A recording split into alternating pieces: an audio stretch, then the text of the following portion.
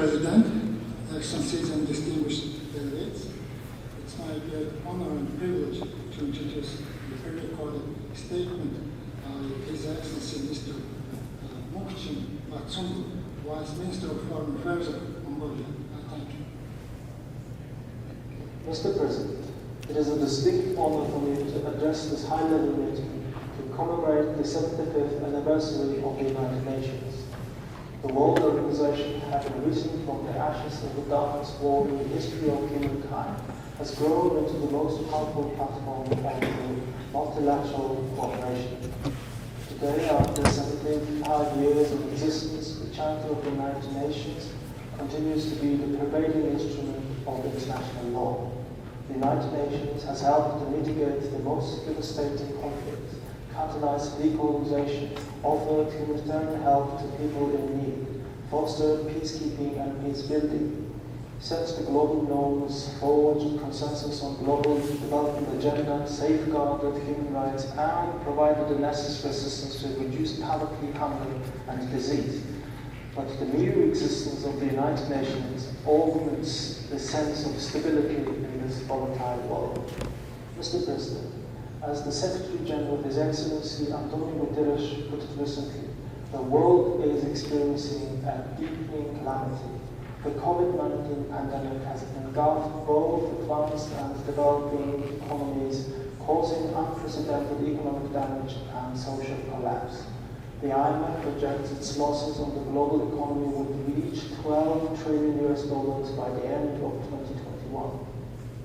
This pandemic poses a serious threat to our efforts to eradicate global poverty and hunger. Inequality still remains a major challenge as well.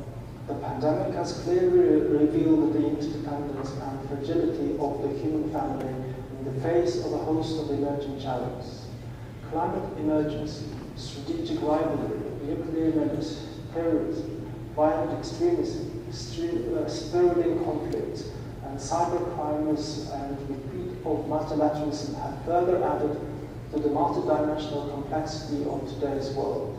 The challenges we face are multifaceted and interconnected, and ought to be addressed only through renewed multilateralism with the United Nations as its center, as we all agree in the declaration to be shortly adopted. Mr. President, cooperation, compassion, and social solidarity are our only way forward to overcome the pandemic and ease its lingering social and economic impact.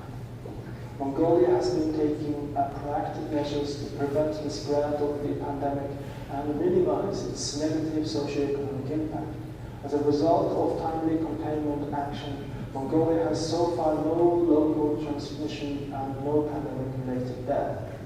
But its economic and social cost has been enormous, with the economy shrinking by 9.7% over the first half of this year and total exports decreasing by 28%. The government has introduced 2 economic stimulus packages amounting up to 5% of the GDP to ease the pandemic's burden on the shoulders of our people, particularly those who are vulnerable. Additional recovery measures are reflected in the government action plan.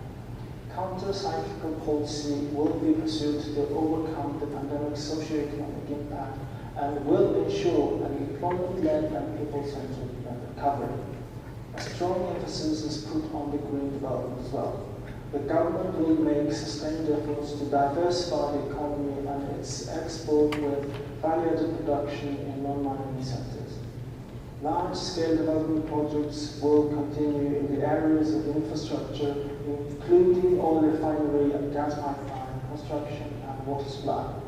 These and other important projects will be actively pursued to further enhance our cooperation with our bilateral and multilateral partners.